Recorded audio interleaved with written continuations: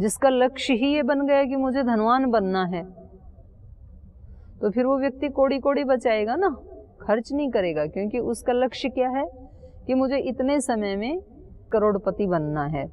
तो अब वो एक एक पैसा अपना देख देख करके खर्च करता है, ऐसे बहाता नहीं है पानी की तरह। और जिस व्यक्ति को ये है कि जी खूब कमाना है, पर कितना बनना है, करोड़पति बनना है कि अरबपति बनना है, वो लक्ष्य नहीं है, तो इसलिए वो 4-6 महीने कमाता है खूब ज़्यादा, और खूब ज़्यादा उसके पास आता भी है ऐश्वर्य, लेकिन फिर 8 दिन में उसको उड़ा भी आता है। कहीं विदेश की यात्रा बनाता है, कहीं कुछ और बनाता है, फिर उसको 8-10 दिन में खर्च करके आके खाली होकर के फिर दोबारा उसी प्रचंड उससे लगता है। सारी जो पश्चिम की सभ्यता है वो उसी पे तो टिकी हुई है। वो लोग 8 दिन का जो सप्ताह है उसमें 6 दिन बहुत मेहनत करते हैं। हमारे यहाँ की तरह से नहीं है कि वो 4 बजे टाइम देखने लग जाएं कि 5 बजे तो छुट्टी होने वाली है, तो 4 बजे उठ करके थोड़ा सा घूम के आएंगे, वॉशरूम जाएंगे, फिर थोड़ा सा एक बार इधर जाएंगे उधर जाएंगे। वो 1 घंटा ऐसे ही बिताते हैं, उसमें कोई काम नहीं करते हैं। वो आप भी करते हैं ऐसे? कभी मेरे को प्रवास पे जाना हो तो बोले चलो अब पता तो लग ही गया दीदी का 10 दिन तो अब दीदी आने वाली नहीं है, तो अब 8 दिन तो रखो इसको अलमारी में, 9वें दिन देखेंगे कि अभी कल पाठ है तो कहाँ चल रहा था, क्या पढ़ना है। वो लोग ऐसे नहीं करते। मतलब वो या तो किसी को प्रणाम करेंगे नहीं, करेंगे तो हृदय से करेंगे। हमारे यहाँ ऐसा होता है उस व्यक्ति के पैर भी छूते हैं और उस व्यक्ति के प्रति अश्रद्धा भी हम रखते हैं, दोनों काम साथ साथ करते हैं। जब सब देखेंगे तो उनके पैर छू लेंगे, साष्टांग प्रणाम भी कर देंगे, लेकिन हृदय में अत्यंत अश्रद्धा भी रखेंगे और ना कहना मानेंगे उस व्यक्ति का, जैसा वो कह रहा है ना वैसा नहीं सुनेंगे हम।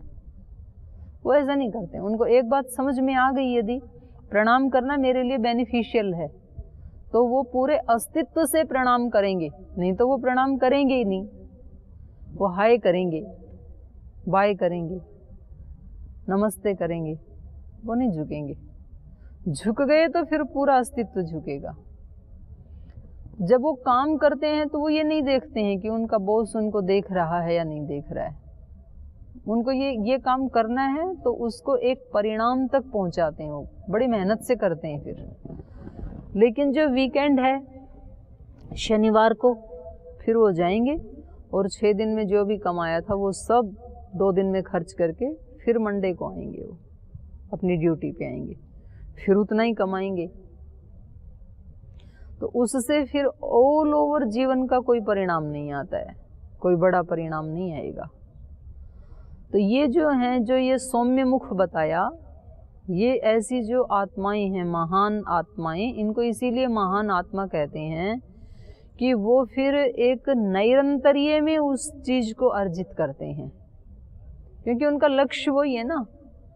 तो वो ना समय को वेस्ट करते हैं, ना अपनी शक्तियों को नष्ट करते हैं, शक्तियों को भी बचा के रखते हैं वो, और समय को भी बचा के रखते हैं कि भाई ये जीवन का एक एक पल अनमोल है खजाना।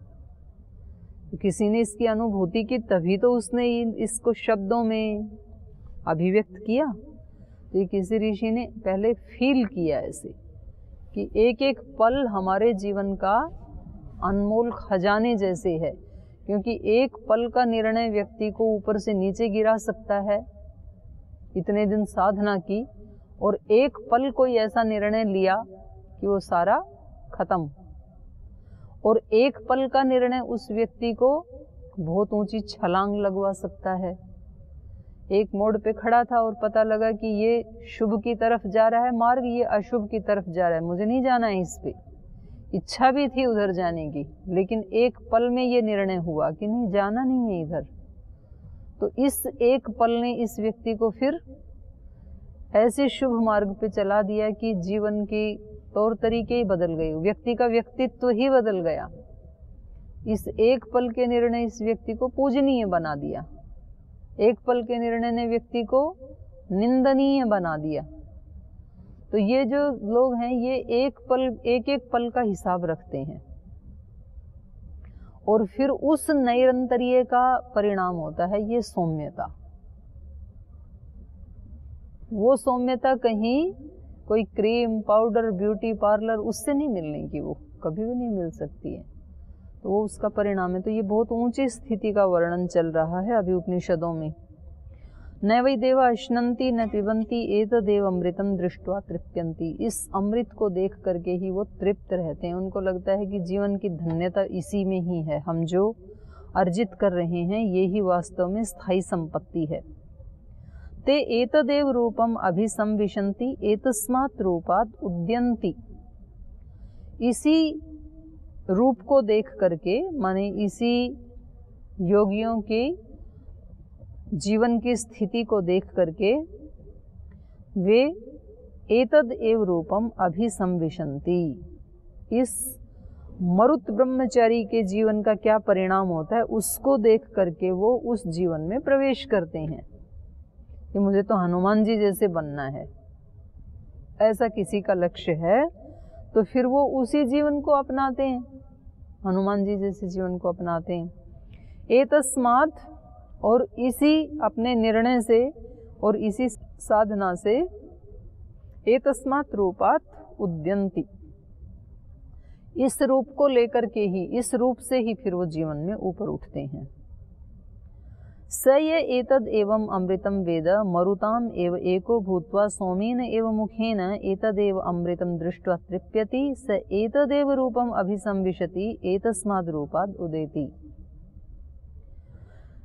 तो जो व्यक्ति स यह, वह जो एतदेव अमृतम वेद, इस अमृत को जो जानता है, मरुताम एव एको भूत्वा, वो मरुतों में ही एक होकर के, मरुत गणों में ही एक होकर के, सोमेन एव मुखेन एतद एव अमृतम दृष्ट्वा तृप्यति।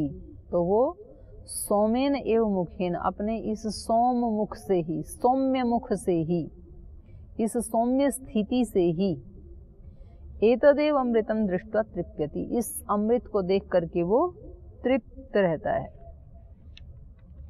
स एतदेव रूपम अभिसंविशति एतस्माद् रूपाद् उदेति, और इसमें प्रवेश कर जाता है, उसको जीना शुरू कर देता है, और जब जीना शुरू करता है तो वो उससे ऊपर उठ जाता है फिर उसी साधना से। कब तक रहेगा इस स्थिति में? एक बार मरुत ब्रह्मचारी बन गया तो स यावत आदित्य पश्चात उदेता पुरस्तात् अस्तम एता द्विस्तावत उत्तरतः उदेता दक्षिणतः अस्तम एता मरुताम एव तावद आधिपत्यम स्वराज्यम पर्येता। जब तक ये सूर्य पश्चिम में उदय हो और पूर्व में अस्त हो, और उससे भी दुगना उत्तर से उदय हो दक्षिण में अस्त हो, तब तक के काल के लिए वो मरुताम एव तावत आधिपत्यम स्वराज्यम पर्येता, तब तक वो इन मरुतों के स्वराज्य में, इनके आधिपत्य में रहता है, इनके शासन में। तो ये 4 अमृत हो गए। 5वां अमृत क्या था? अन्नाद्यम, भोक्ता।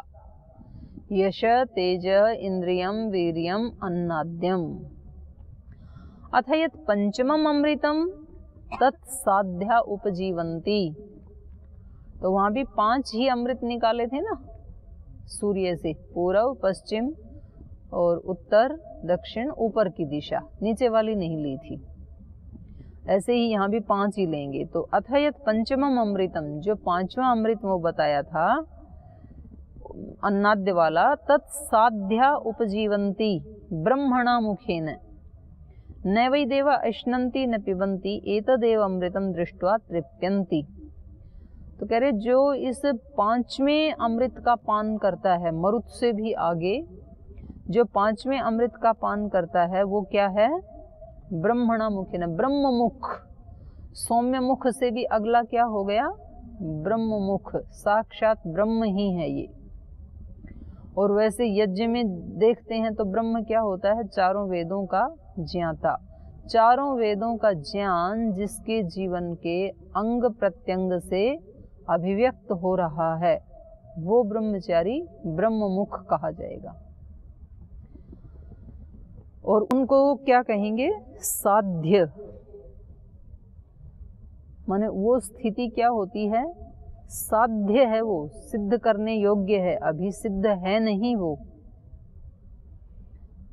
तो उसको कहा तत्साध्या उपजीवंती। जिनको हम साध्य कोटि के समझते हैं ना, एक तो सिद्ध कोटि के हो गए और एक है साध्य, जिसको साधना है अभी।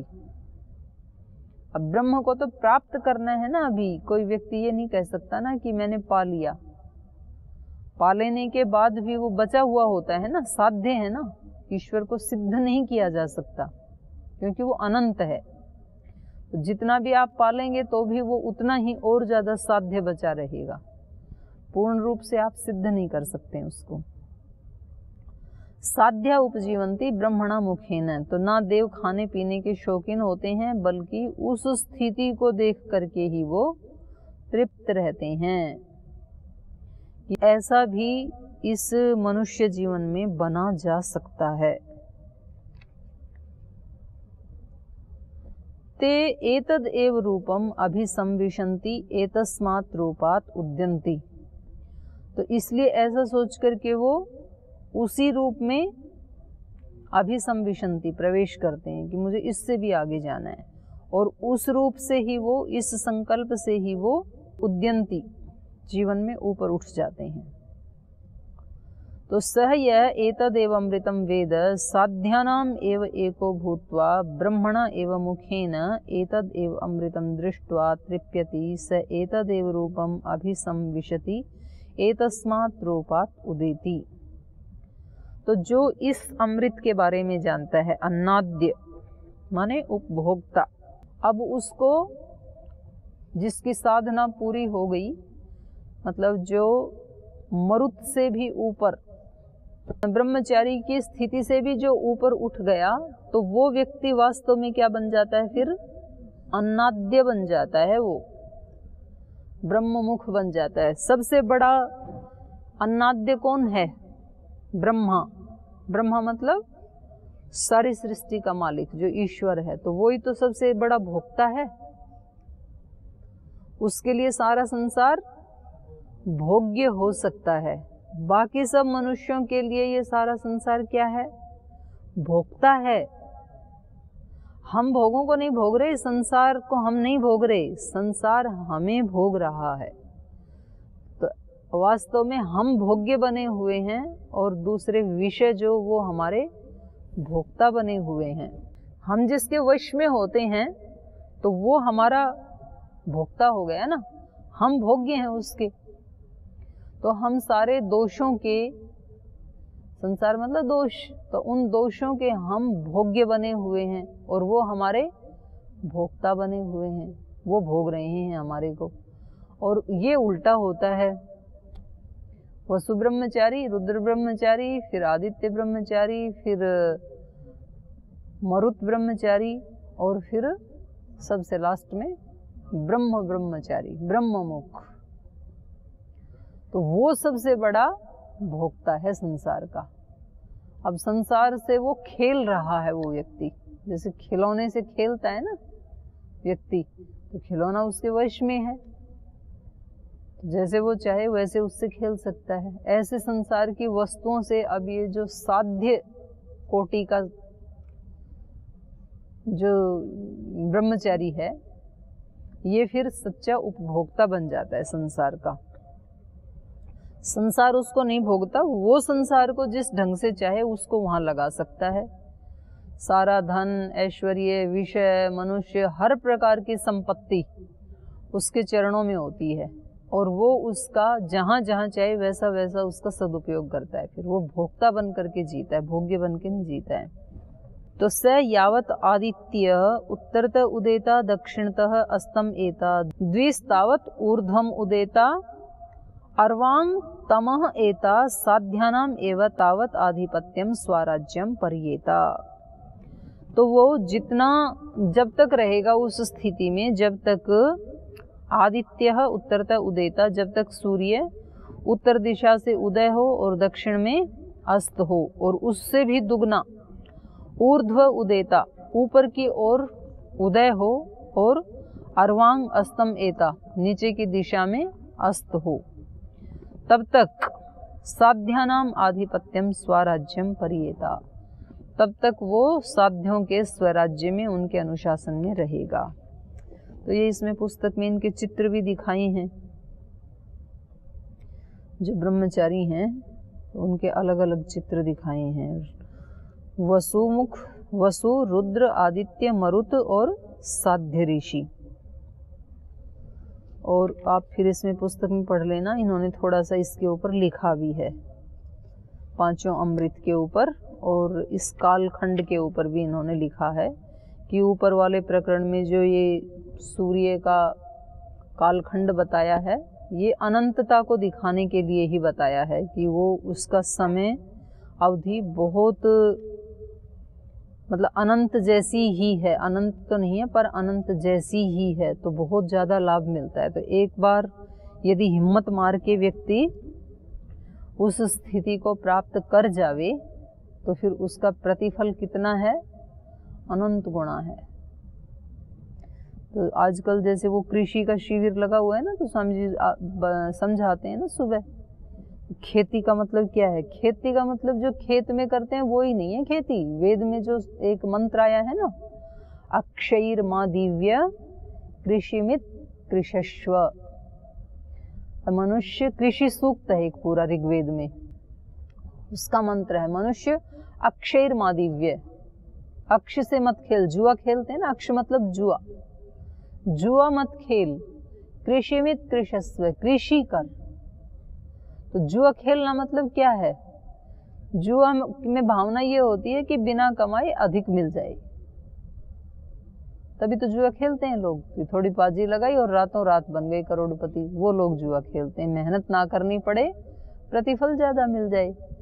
तो जो विद्यार्थी हैं वो पढ़ते तो हैं नहीं, फिर नकल करते हैं, पर्ची लेके जाते हैं एग्जाम में, तो क्या कर रहे हैं, जुआ खेल रहे हैं कि पढ़ाई ना करें, नंबर अच्छे आए, अंक अच्छे चाहिए, पढ़ाई नहीं करनी है। लेकिन तो उसका निषेध किया है। और कृषि मतलब क्या है, कृषि का मतलब है एक बीज बोवो और हजारों बीज पाओ बदले में।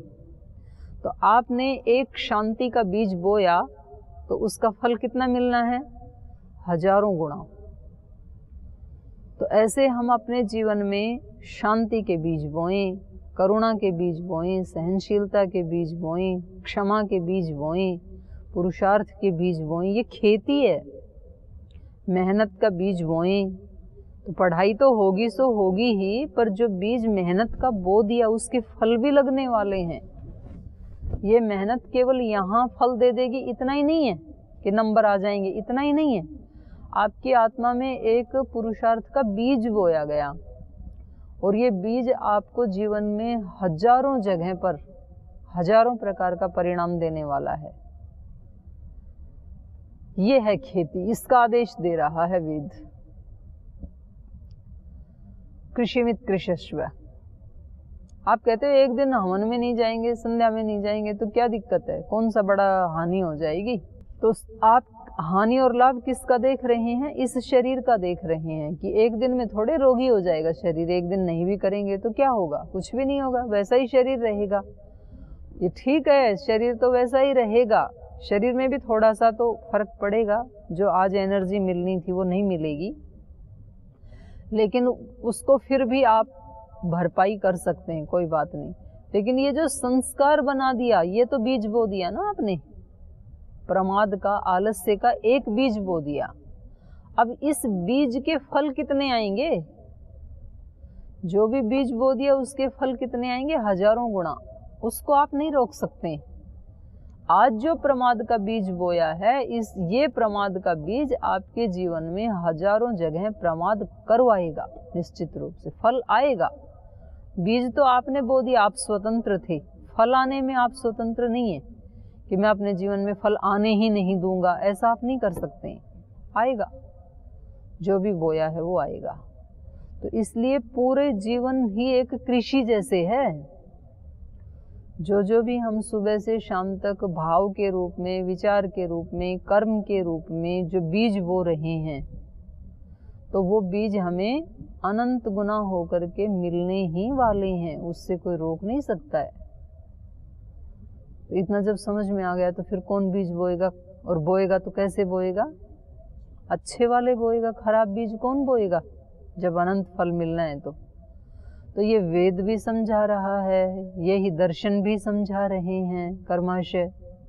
तो फिर भी हम सौ के सुनते हैं। अथ तत ऊर्ध्व उदेत्य नव एव एता न अस्तम एता एकल एव मध्य स्थाता तद एष श्लोक। अब कह रहे हैं इससे ऊंची और कोई स्थिति नहीं है। अभी तक इन्होंने क्या गिनाया? सूर्य यहाँ से उदय हो, इधर अस्त हो, उधर से उदय हो, इधर अस्त हो, ये सब बता दिया। अब कह रहे हैं इसके बाद अथ तत ऊर्ध्वम उदेत्य, इससे ऊपर उठ करके, जब जीवात्मा इतना ऊपर उठ गया तो ये फिर टॉप है इसकी कैपेसिटी के अनुसार, जीवात्मा की जो सामर्थ्य है उसके अनुसार।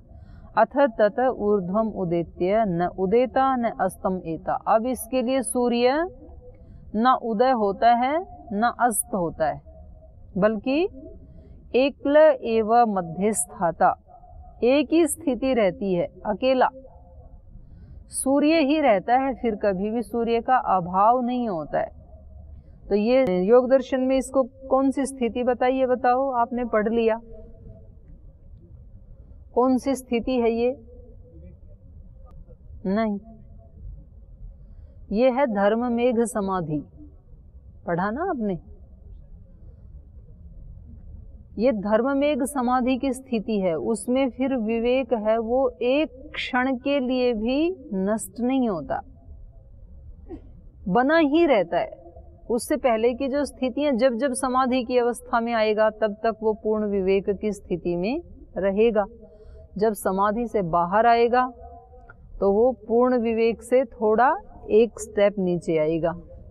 लेकिन धर्म मेघ समाधि ऐसी है कि अब वो जो पूर्ण विवेक ख्याति है वो उसके जीवन में प्रतिपल बनी रहती है, इसलिए उसको अब इस विवेक ख्याति से भी आसक्ति नहीं रहती है कि मेरी ये विवेक ख्याति बनी रहे। बहुत अत्यंत सर्वोत्तम सर्वोत्कृष्ट स्थिति है ना ये, इससे उत्तम तो कुछ हो ही नहीं सकता कि प्रतिपल कोई विवेक ख्याति की स्थिति में रहे। लेकिन अब इसकी स्थिति ये है कि इसको इससे भी वैराग्य हो गया और फिर उसका भी निरोध करने से सर्व निरोधात निर्बीज समाधि, वो ये स्थिति है। तो यहाँ कभी भी सूर्य अस्त होता ही नहीं है। अब तक वर्णन कर रहे थे इधर से उदय हो उधर अस्त हो। आप यहाँ बैठे हैं तो आपको सूर्योदय भी दिखाई देता है, सूर्यास्त भी दिखाई देता है। फिर यहाँ से आप कोई 10-20 मंजिल की ऊंचाई के ऊपर जाएं तो आपको थोड़ा जल्दी उदय हुआ दिखेगा, जैसे यहाँ का और अपने इधर का अरुणाचल, मणिपुर आदि जो पूर्व के हैं ना, ये इन स्टेट में 1 घंटे का अंतर पड़ता है। जैसे आप अपने यहाँ पे 6 बजे सूर्योदय दिखाई देगा तो वहाँ 5 बजे ही सूर्योदय हो जाएगा, इसलिए तो पूर्व बोलते हैं उसको, क्योंकि वो ऊंचाई पे है। और फिर आप दक्षिण में और उससे ऊंचे जाएंगे तो फिर अस्त होने का भी 1 घंटा बढ़ जाएगा। आप पृथ्वी पे हैं तो जल्दी से आपको अस्त होते हुए दिखाई देगा। आप ऊपर हैं, फ्लाइट में हैं, तो जब तक नीचे सूर्यास्त हो गया तब भी आपको सूर्य दिखाई देगा। और उससे भी ऊपर चले गए, माने पृथ्वी की जो वो थी रेंज, उससे भी ऊपर चले गए तो फिर कभी भी अस्त ही नहीं होगा, क्योंकि ये तो पृथ्वी घूमने के कारण ही तो दिखाई देता है। सूर्य के सामने जो भाग आ गया तो उसके विपरीत भाग में रात हो गई, इस भाग में प्रकाश हो गया, दिन हो गया। और जब इससे भी ऊपर चले गए तो सूर्य तो सदा ही है, सूर्य थोड़े अस्त होता है। यद्यपि सूर्य भी घूम रहा है अपने धुरी के ऊपर तो, लेकिन वो बना हुआ तो हमेशा है ना, अस्तित्व तो हमेशा है सूर्य का, उसका अभाव तो नहीं ना होता। तो ऐसे ही इस योगी के चित्त में कभी भी अभाव नहीं होता है ज्ञान का, प्रकाश का। तो ये अंतिम स्थिति बता रहे हैं। अथ तत ऊर्ध्वम उदेत्य, इससे ऊपर उठ करके, इस साध्य साध्य कोटि का जो योगी है इसको प्राप्त करके नैव उदेता न अस्तम एता, न सूर्य उगता है न अस्त होता है, एकला एव मध्य स्थाता, बल्कि अकेला माने सदा प्रकाश, सदा प्रकाश की स्थिति, ज्ञान की स्थिति में ही रहते हुए मध्य, मानो कि सूरज जैसे मध्य में जब सूरज होता है तो छांव कहाँ होती है, पैरों तले होती है, कहीं भी अंधकार दिखाई नहीं देता है ना, तो चारों तरफ प्रकाश ही प्रकाश, अकेला प्रकाश होता है। तो ऐसे कह रहे हैं मध्यस्थाता तदेश श्लोक, उसके ऊपर ये अगला श्लोक बनाया है। न वै तत्र न निम्लोच न उदीयाय कदाचन देवा तेन अहम सत्येन मां विराधीसी ब्रह्मणेति। तो यहाँ प्रार्थना की गई है ब्रह्म से कि हे प्रभु तत्र न निम्लोच न उदीयाय कदाचन, कि वहाँ पर उस स्थिति में पांचवा अमृत पी करके जो स्थिति बनी, उस अमृत को पीने के बाद ना तो कभी सूर्य अस्त होता है ना तो कभी उदय होता है। देवा तेन अहम सत्येन, हे देवो तेन सत्येन, तेन ब्रह्मणा सत्येन मां विराधीसी, अहम मां विराधीसी, हे देवो तेन ब्रह्मणा सत्येन अहम मां विराधीसी, उस ब्रह्म के, उस सदा विराजमान रहने वाले सत्य या प्रकाश से मैं वंचित ना हूँ। अहम मां विराधीसी, मुझे वंचित मत करो, अर्थात वो सत्य सदा सर्वदा मेरे जीवन में बना रहे, वो प्रकाश, वो ज्ञान, वो सदा बना रहे, उससे मैं दूर ना हूँ। न हवा अस्मा उदेति न निम्लोचति सकृत दिवाह अस्मै भवति य एतद् य एताम एवं ब्रह्मोपनिषदम वेद। तो कह रहे हैं इस व्यक्ति के लिए अस्मा मतलब अस्मयी, न हवा अस्मयी उदेति, इसके लिए ना तो कभी उदय होता है सूर्य और न निम्लोचती, ना कभी अस्त होता है। सकृत दिवाह अस्मयी भवति, सकृत मतलब केवल, इसके लिए हमेशा केवल दिन ही रहता है, एक ही स्थिति रहती है। सकृत दिवाह एव अस्मयी भवति य एताम एवं ब्रह्म उपनिषदम वेद, जो इस सत्य ब्रह्म को इस रूप में जान लेता है, इस रहस्य में, इस रहस्य को इस रूप में जान लेता है कि हम और भी जीवन में उठें तो कभी भी अंधकार होगा ही नहीं। इसको जो जान लेता है तो वो फिर उस स्थिति को प्राप्त करने के लिए प्रयास भी करता है। तदह एतद् ब्रह्म प्रजापतय उवाच प्रजापतिर्मनवे मनुः प्रजाभ्यः तदह एतत् उद्दालकाय आरुणये ज्येष्ठाय पुत्राय पिता ब्रह्म प्रोवाच। तो ये जो ब्रह्म ज्ञान था, पहले 5 अमृत बताए ब्रह्मांड में और फिर 5 बता दिए उनका प्रतिफल जीवन में, पिंड में। तदह एतद् ब्रह्मा, तो ये ज्ञान सबसे पहले ब्रह्मा ने प्रजापतये उवाच, प्रजापति को दिया ये ज्ञान, और प्रजापतिर मनवे, प्रजापति ने मनु को दिया, मनुः प्रजाभ्य, फिर मनु ने इन सब प्रजाओं को दिया वो ज्ञान, और इन प्रजाओं में चलते चलते फिर तदह एतत् उद्यालकाय आरुणये ज्येष्ठाय पुत्राय, फिर अरुण नाम के ऋषि ने अपने ज्येष्ठ पुत्र उद्यालक आरुणी के लिए, उद्यालकाय आरुणेय, उद्दालक आरुणी के लिए, अपने ज्येष्ठ पुत्र के लिए अरुण ऋषि ने दिया।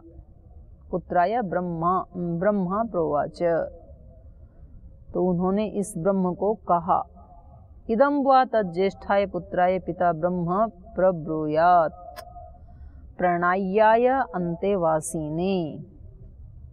तो कह रहे हैं ये जो ज्ञान है ये केवल उद्दालक को उनके पिता ने दिया, ऐसे कथा पढ़ लेने मात्र से हमें संतोष नहीं कर लेना चाहिए, बल्कि प्रत्येक पिता को कम से कम अपने ज्येष्ठ पुत्र को तो देना ही चाहिए, और ज्येष्ठ पुत्र फिर अपने कनिष्ठ भाई बहनों को दें, तो ये परंपरा बनी रहनी चाहिए।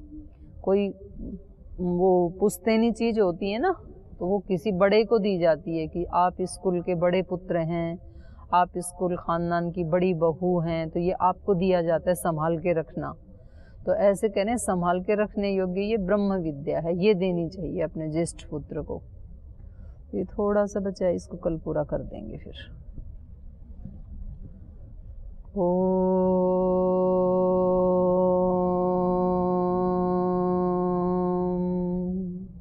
शांति शांति शांति।